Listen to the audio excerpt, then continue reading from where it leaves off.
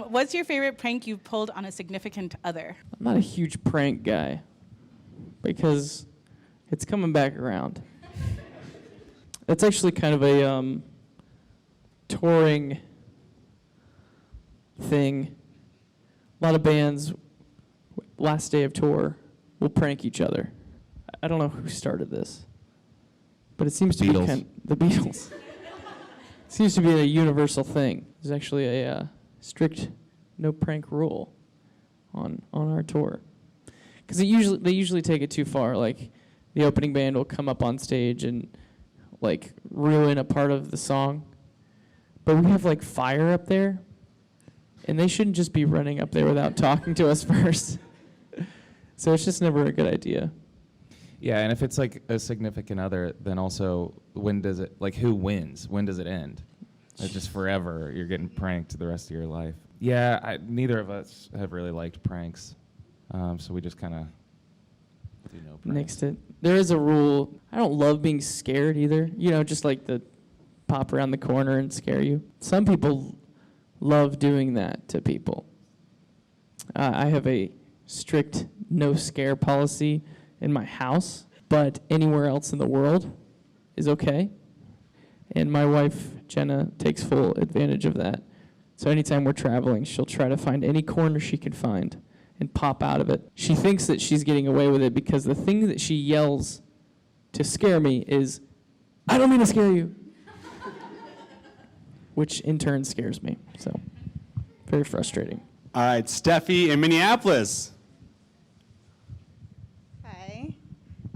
My question is, if you created a personal YouTube channel, what would be your niche, and music can't be an option? Probably prank channel. That sounds perfect. I would love to get into YouTubing and get into pranking. Yeah, it could be a channel on like figuring out how to prank. Yeah, Like pranking for dummies. Yeah. Like 101. We'd learn how to prank and then teach you. You would see from the beginning of our YouTube channel us being really bad at pranking, and then years later we become masters. Like we go from like popping around the corner being saying, "I don't mean to scare you," to like years later being like, "Totally mean to scare you." Hi guys. Hi. Hi. Congrats on your new nephew. Oh, thank you. Yeah, my sister just had a baby last night.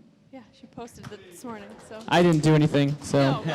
I don't know. Congrats. You don't have to clap for me. Congrats.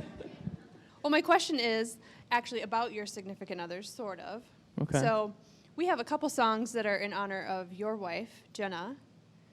I know, Josh, you don't sing, but we have no songs in honor of Debbie. The So drum my- beats are. The drum beats Yeah. are. Okay, Yeah, yeah. excellent. But my question is, under what circumstances would you allow Tyler to sing a song for Debbie? The song what? For Debbie. Oh, that's pretty weird.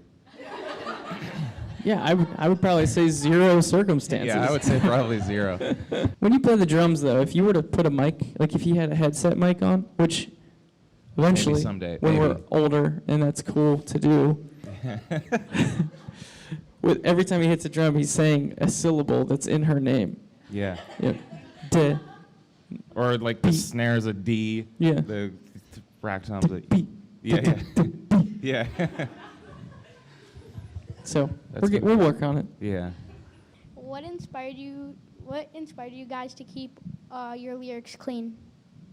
Or what? Your lyrics clean. Clean? Yeah. Oh, we curse all day long, right? So we needed a moment where it's like, let's just not curse here.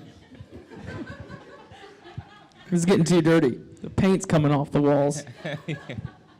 A lot of times, profanity or cursing, I wouldn't say that it necessarily offends me.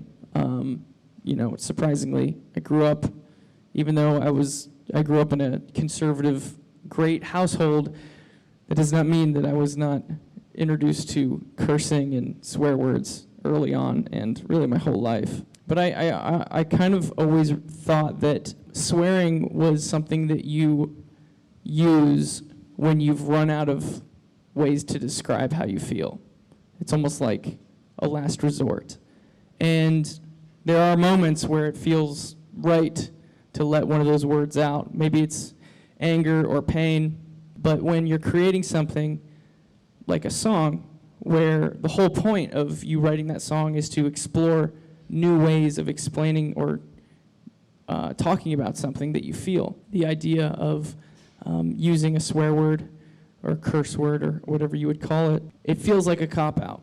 It feels like not taking advantage of exploring a better way of describing how you feel. So, They're all in the drum beats, though. yeah. And believe me, Listen closely. if you ever get that headset mic, it's going to be dirty. Curse City. Next question. No one who actually curses a lot says Curse City. Sounds like, yeah. Yeah. Sounds like, yeah. Yeah. Sounds like, yeah.